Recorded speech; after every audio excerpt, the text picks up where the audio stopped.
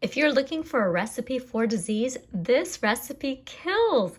Literally, here's the recipe to how to kill a human being. Write this down. Pour in 1/2 cup milk, a sprinkle of parmesan, a glass of wine or a can of beer. Add 1 scrambled egg, 1 tablespoon of oil, 2 ounces ground beef, chicken, pork, or salmon, whatever form of animal protein. It doesn't matter.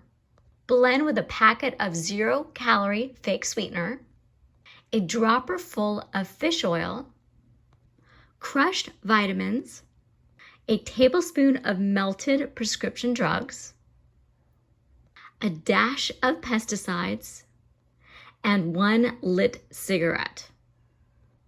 Put a glove on and form into a patty with your hands.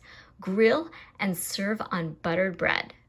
Continue with moderation over 2 or more decades, and you've got one heck of a recipe for disease, which usually causes an early, painful death.